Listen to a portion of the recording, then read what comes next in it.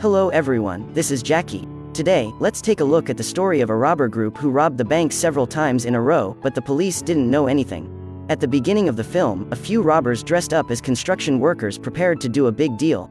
Although they were professional and skilled, they were very stable and only grabbed it once a year. Bank surveillance and security were useless to them. Every time the robbery could get away before the police arrived. They hadn't committed crimes for many years. After a year of rest, this time they were ready to do it again. A group of people fully armed entered the elevator and detonated a bomb that was arranged in the surveillance office in advance. They rushed into the bank and started looting. When the looting was almost done, they would arrest someone as planned and call the news hotline. The reporter who heard the news fell into the trap of the robbers. AJ pretended to be a guard and climbed to the top and guided the reporter's helicopter to land as an escape tool. The reporter, who was eager to get first-hand information, quickly counted. A group of robbers managed to escape before the police arrived. They stopped in a suburb and blew up a helicopter and drove away in their luxury cars. It was another perfect crime. The police watched the robbers' provocative surveillance but had no clue. This is the day when one of the robbers, Ghost, was released from prison. Ghost was the organizer of these robbers. But a mistake many years ago got him caught. After going to jail, Ghost was tight-lipped and did not reveal any news about other people. After he was released from prison, he found John and claimed to make a big deal. Gordon was the current leader of the gang, and he had a sister who was detoxifying. In the evening, Gordon held a party and invited the bandits to bring members to discuss Ghost's story. But ghosts came uninvited, and they could only talk on the top of the building to avoid people's eyes.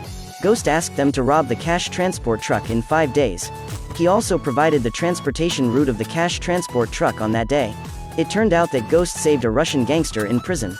To repay him, the Russian gangster asked his subordinate to buy the dispatcher of the bank. They got the route of the money-carrying truck, but after they'd finished, they had to share with the Russian gangster. After Ghost left, Jack persuaded everyone that their style was to act once a year, and this time was only 5 days of the preparation time. It was too hasty, but others thought that the greater the risk, the higher the return. And the people present here were all first-class masters. In this way, everyone was ready to make another big deal. AJ found the best location for the robbery based on the route of the cash transport truck. Jack calculated the number of explosives based on the scope of the explosion and the thickness of the road. Others needed to work out a plan to get away. After planning, they started to enter the sewer construction.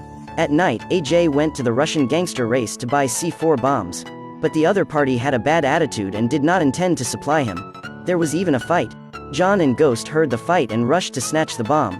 The police received information from an informant and destroyed the den where explosives were made.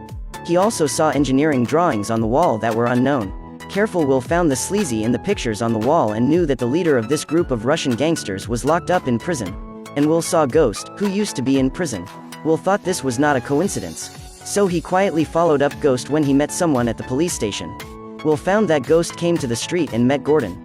He also saw that Jess's actions were exactly the same as the robber under surveillance.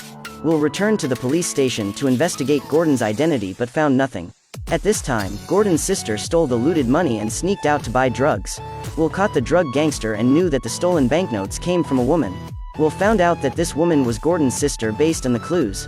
The same character appeared twice, which confirmed Will's conjecture. At the same time, the robber group started to act. They cut off the signal lights at the crossroads and acted as traffic policemen and went to the intersection to direct the vehicle. And finally, the cash transport vehicle slowly approached. John directed the members of the sewer from the roof and waited for the cash transport vehicle to detonate after arriving at the designated location. But at the last moment of the detonation, a bicycle traversed the road just in front of the cash transport vehicle and braked suddenly. The bicycle was blown up, but the money carrier failed to blow up as planned.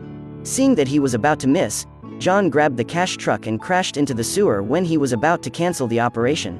The robber members below hurriedly cut the car door, grabbed the money, and ran away. The robbers had fled the scene when Will received the news.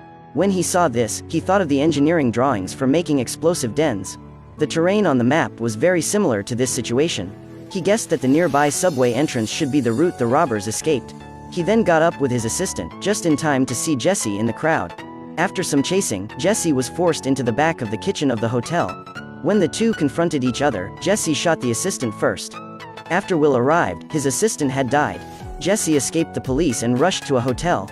The gang members knew that Jesse killed the police and thought this major event was bad. So they called Shot, who helped them launder money, and were ready to leave the city, because the robbery was at most a year in jail, but killing a policeman was a capital crime.